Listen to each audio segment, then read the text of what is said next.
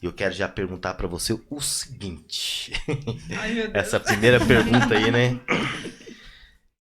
Como era a sua vida antes de tudo? Aí eu digo antes de tudo, o pessoal nem sabe o que é, mas enfim. Mas antes, vocês vão saber. mas vocês vão saber. Como que era? Você tinha uma vida normal, tranquila? Normal, comum. É. Era uma pessoa comum. Aham. Eu era um comum no meio de toda Já a era sociedade. casada? Já era era casada. casada. Sou casada há 12 anos. Há 12 anos? 12 anos. Quase juntos ali, né? Eu 11. Eu só tenho 18. Mas eu tô- Gente, ela tem 18, então ela casou. Nossa, casou nova, hein? Casou com 4 anos, Né? caraca. Não, ela Seis. tem 18, né? É. Ela tem 21. Isso, 21 anos, 21. né? 21.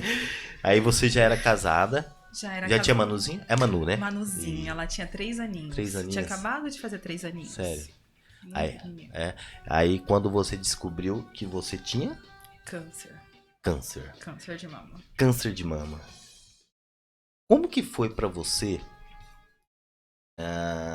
assim, descobrir isso? Você começou a ter sintomas e você foi ao médico? Como que foi isso aí? Olha, na verdade, eu sabia que alguma coisa ia acontecer na minha vida, né? Uhum. Nós somos cristãos Sim. e eu estava numa situação espiritual eu me sentia morta espiritualmente, Uhum. né? Eu estava de corpo presente dentro da igreja, mas eu não estava ali, só estava o meu corpo presente. Sim. E chegou um momento que eu sentia que faltava algo na minha vida. Uhum. Então eu comecei a ter sintomas depressivos, assim, eu comecei a ter crise de ansiedade. Eu sentia um vazio muito grande dentro de mim. E assim, nada preenchia esse vazio. Os meus amigos não preenchiam, meu marido não preenchia, minha filha não preenchia. E eu cheguei assim num momento que começou até a ficar talvez até insuportável a convivência, porque eu me tornei uma pessoa chata. Sim. Porque nada tava bom pra mim. Nada tava assim, bom o suficiente. Nada preenchia aquilo que tava faltando dentro de mim. E foi quando eu digo que eu sempre fui cristã, sempre fui evangélica, nasci no berço evangélico. Mas eu conheci a Cristo verdadeiramente. Eu posso dizer que eu comecei a conhecer a Cristo, não de ouvir falar, mas conhecer a Cristo, de viver com Ele, de andar com Ele a partir de 2007. Foi quando eu comecei a orar de uma forma diferente, comecei a frequentar monte. É uma coisa que as pessoas perguntam muito pra mim, por que você gosta de orar no monte? Por que é diferente? Eu tenho um relacionamento com Deus, assim, que eu não sei te explicar, mas no monte eu consigo sentir a presença de Deus de uma forma diferente, eu consigo ouvir a voz de Deus de uma forma diferente, é uma forma de renúncia, né? É muito, muito cômodo a gente dobrar o nosso joelho e orar dentro da nossa casa, mas você sair da sua casa, se deslocar, orar debaixo de chuva, no relento, no frio, na situação que eu passei muitas vezes em quimioterapia, ruim, a situação crítica mesmo. Eu ia pro monte orar, é uma questão de renúncia mesmo. Então, eu gosto muito de orar no monte por causa disso. E foi a partir disso que eu comecei a entender algumas coisas espirituais, eu comecei a ouvir a voz de Deus, eu comecei a conhecer Deus verdadeiramente através desses momentos que eu tive de renúncia. Quando eu renunciei o meu conforto, renunciei tudo que eu tinha e comecei a ter uma convivência com Deus diferente.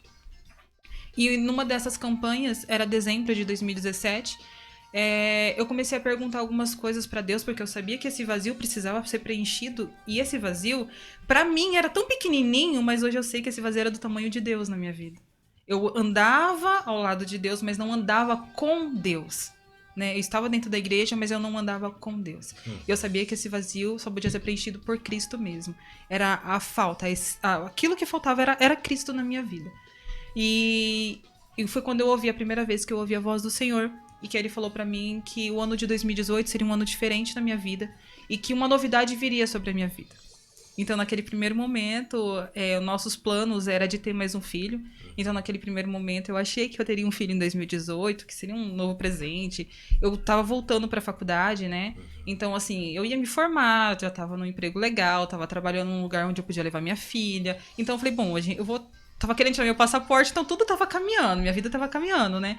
Vou tirar meu passaporte, vou terminar a faculdade, a gente vai viajar, vou engravidar novamente. Então, assim, a vida seguia o ciclo natural humano. E aí veio Deus, né? Deus falou pra mim que algo novo viria no ano de 2018. E nos primeiros minutos do ano de 2018, o algo novo chegou. Eu fui passar o ano novo na casa da minha mãe. Minha mãe mora no interior, ela mora em Fátima do Sul. E eu a 300 quilômetros daqui. E eu fui passar o ano novo na casa dela e choveu. É uma cidade muito pequenininha, 20 mil habitantes. A gente saiu, foi pra praça da cidade, onde veio a queima de fogos. E choveu. Eu cheguei em casa, me molhada, né, toda molhada, dei um banho na minha filha, fui tomar banho e fui deitar. E quando eu entrei no banheiro, algo me tocou pra fazer meu exame, meu autoexame. E fazia uns 2 ou 3 meses que eu não fazia, mas eu sempre fazia regularmente, nunca tinha sentido nada. E quando eu fiz o meu autoexame, eu senti um nódulo no meu seio esquerdo. Então eu comecei a palpar e eu senti um segundo nódulo. Foi esse o primeiro contato que eu tive com o tumor. E aí você já bateu um desespero ali ou você manteve a calma, a tranquilidade? Eu tentei manter a calma, né? Eu estudei... Mas você já sabia que... Sim, naquele momento eu já senti, mas eu veio a negação, né? Não, isso naquele não dá, primeiro né? momento. Mas eu senti que era já aquele algo novo, Sim, sim. né? Veio, era 00:30. Nossa. Foi os primeiros minutos de 2018. Deus, ele não se atrasa. Ele falou que 2018 seria um ano de novidade pra minha vida. Nos primeiros minutos, a novidade chegou na minha vida. Então, o meu marido é enfermeiro, eu chamei ele, mostrei, ele falou, amor, não, fica tranquila. Não vamos se desesperar, vamos passar o ano novo. Amanhã a gente vai embora, chegar em Campo Grande, a gente procura o médico e vê o que é isso. Mas fica tranquilo que isso não vai ser nada. Eu não senti absolutamente nada. Não sentia dor, coceira, a pele não mudou, que pode acontecer com as mulheres que têm câncer, o mamilo não inverteu, não tinha nada, absolutamente nada. E eu sentia como se alguém... Sabe aquelas pedrinhas preta, brita? Como se alguém tivesse abrido o meu corpo e colocado uma pedrinha daquela dentro. Ele era uniforme e muito duro, muito duro. Era uma pedra dentro do meu seio. E era só isso que eu sentia. Não tinha sintoma nenhum, absolutamente nada. E eu vim pra Campo Grande. Eu cheguei aqui, eu tinha um plano de saúde, mas estava na carência. E eu cheguei aqui e fui direto no hospital de Barretos, atrás do hospital regional. Sim. Cheguei lá, fui atendida pela recepcionista. Eu tinha 26 anos só. A recepcionista falou pra mim que provavelmente não era câncer. Detalhe que ela falou, tinha 26 anos nessa época, 21, então, né? então já não é 18. Era muito jovem, ela falou assim, olha, câncer de mama acomete as mulheres acima de 40 anos, você só tem 26, você é muito jovem, fez algumas perguntas, porque, por exemplo, eu nunca bebi, eu nunca fumei, sempre estava com minha vida ativa, trabalhava no estúdio fotográfico com criança, então eu não era sedentária, sempre ativa. Eu tinha uma filha de 3 anos, não tem como ficar parada, dona de casa, limpo, lavo, tudo, então nunca fiquei parada. E não era sedentária, não fumei, não bebi, não tinha problema assim nenhum de saúde, a não ser, eu sempre tive problema da tireoide, mas não tinha nada. Amamentei, né, que é uma das coisas que diminui o risco de câncer, então eu era uma pessoa totalmente improvável para ter câncer. Jovem, não tinha caso de câncer nenhum na minha família, então eu era totalmente improvável. E ela me mandou para casa, ela falou que aquilo não era câncer, que se eu tivesse pelo menos 35 anos eles iam me atender, mas eu tinha 26, então não ia me atender. Me dispensaram. E eu comecei a ficar aflita. Porque eu tinha um plano de saúde, mas meu plano tava na carência, não tinha como eu fazer nada. E até que era dia 2 de janeiro, né? De manhã, não tinha ninguém, nenhum médico na cidade. Eu liguei pro meu ginecologista, ele não tava, ninguém tava. E eu consegui um mastologista. Era o Dr. João Bosco. Consegui uma consulta com ele, ele me atendeu após o almoço. Eu cheguei lá, ele fez as mesmas perguntas e me pediu um ultrassom.